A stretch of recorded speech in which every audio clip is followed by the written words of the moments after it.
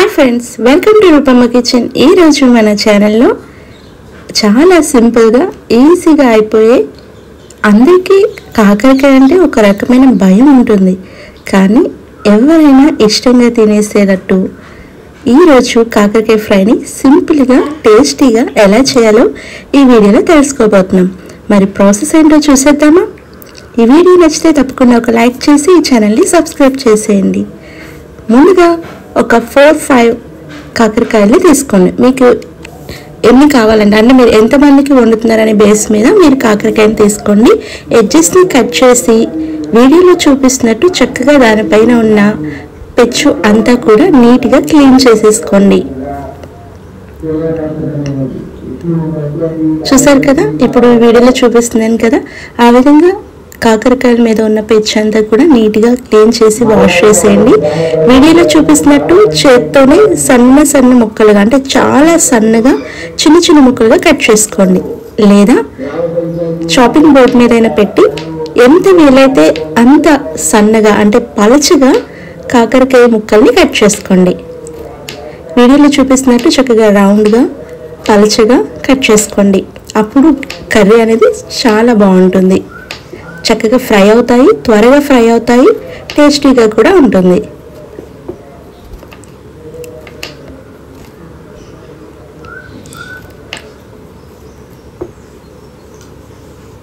So ఈ విధంగా ఎంత వీలైతే అంత పలుచగా కాకరకాయ ముక్కల్ని రౌండ్గా ఇలా కట్ చేసి పక్కన పెట్టుకోండి. ఇప్పుడు ఇందులో చేదు ఉంటుంది కాబట్టి ఆ చేదు పోవడం కోసం 1 స్పూన్ పసుపు అలాగే 1 స్పూన్ సాల్ట్ వేసేయండి. ఇప్పుడు పసుపు ఉప్పు ముక్కలకి పట్టేటట్టు ఒకసారి చేత్తో గట్టిగా కలపండి. ఫింగర్స్తో గట్టిగా ప్రెస్ చేస్తూ కలుపుకోండి. ఈ విధంగా ముక్కలకి ఉప్పు పసుపు పట్టించిన తర్వాత మూత పెట్టి ఒక 10 మినిట్స్ పాటు రెస్ట్ ఇవ్వండి. ఆలోపు మనం ఈ కర్రీలోకి కావాల్సిన మసాలాని ప్రిపేర్ చేసుకుందాం. బాండి హీట్ అయిన తర్వాత ఈ వీడియోలో చూపిస్తున్నట్టు ధనియాలు, ఎండుమిర్చి, వెల్లుల్లి, పచ్చిశనగపప్పు, సోంపు అలాగే మినపగుళ్ళు తీసుకొని జస్ట్ ఒక చిన్న టీ స్పూన్ ఆయిల్ మాత్రమే యాడ్ చేయండి. ఎక్కువ ఆయిల్ వేయ అవసరం లేదు. ఇప్పుడు ఇంగ్రీడియంట్స్ అన్నీ కూడా చక్కగా ఫ్రై అయ్యేటట్టు మీడియం ఫ్లేమ్లో దగ్గరే ఉండి చక్కగా ఫ్రై చేసుకోండి. ఇవి ఫ్రై అయిపోయిన తర్వాత మంచి వాసన వస్తాయి, మనకి తెలిసిపోతుంది.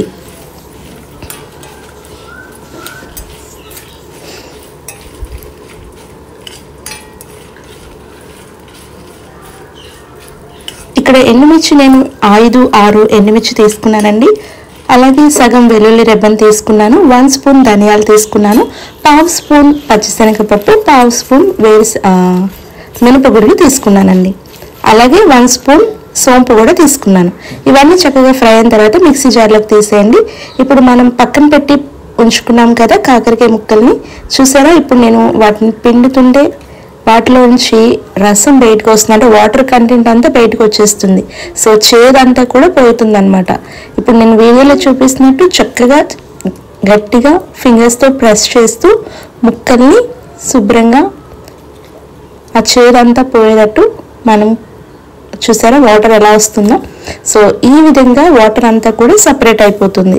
సో ఇప్పుడు ఒక 2-3 టైమ్స్ చక్కగా వాష్ చేసుకోండి. చక్కగా చేదంతా పోతే తినడానికి చాలా బాగుంటుంది, తినను అన్న వాళ్ళు కూడా తినడానికి బాగుంటుంది.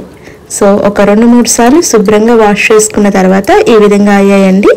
ఇప్పుడు బాండి పెట్టుకొని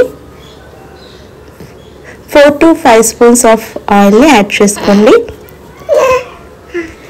ఆయిల్ కొంచెం ఎక్కువగా ఉంటే మనకి కాకరకాయ చక్కగా ఫ్రై అవుతుంది. అలాగే 1 స్పూన్ ఆవాలు, కొంచెం ఆవాల్ని ఆయిల్లో ఫ్రై అవనివ్వండి.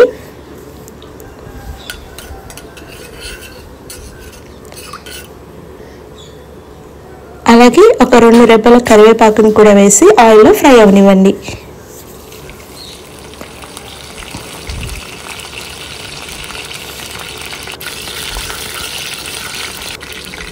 అలాగే ఇప్పుడు శుభ్రంగా వాష్ చేసి పక్కన పెట్టుకున్న కాకరకాయ ముక్కలు అన్నీ కూడా వేసి ఒకసారి కలుపుకోండి.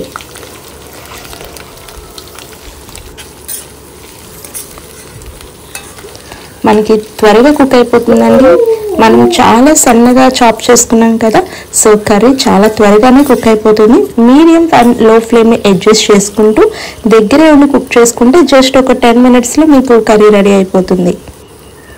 అలాగే మనం మిక్సీ పట్టుకున్న పౌడర్ ఈ విధంగా నేను బౌల్లోకి తీసి పెట్టుకున్నానండి. సో మరొక 3 నిమిషాల తర్వాత నేను ఇప్పుడు సాల్ట్ని, పసుపుని యాడ్ చేస్తున్నాను. ఆల్రెడీ మనం సాల్ట్ వేసి కడిగాం కాబట్టి చూసుకొని రుచికి సరిపడా ఉప్పుని యాడ్ చేసుకోండి. అలాగే చిటికెడు పసుపుని కూడా యాడ్ చేసుకోండి. పసుపు, ఉప్పు వేసిన తర్వాత మరొకసారి కలిపి ఒక 3 minutes పాటు మరొకసారి ఫ్రై చేసుకోండి. కాకరకాయ ముక్కలు చక్కగా ఫ్రై అయ్యాయా లేదా అనేది మనం కాకరకాయ ముక్కలతో పాటు వాటి గింజలు కూడా మనం ఫ్రై చేస్తాం కదా, సో గింజ యొక్క రంగును బట్టి చక్కగా కాకరకాయ ఫ్రై అయిపోయిందో లేదో మనకి తెలిసిపోతుంది అన్నమాట.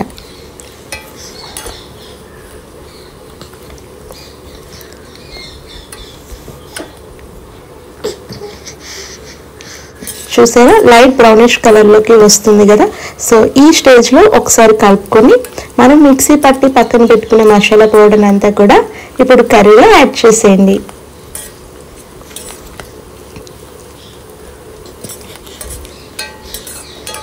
మీరు కలుపుకుంటూ ఫ్రై చేసుకోవడం వల్ల చక్కగా అన్ని వైపులా కూడా ముక్కలన్నీ కూడా చక్కగా ఫ్రై అవుతాయి. సో దగ్గర ఉండి కుక్ చేసుకుంటే చాలా త్వరగా కంప్లీట్ అయిపోతుంది. అలాగే మాడకుండా టేస్టీగా కూడా ఉంటుంది.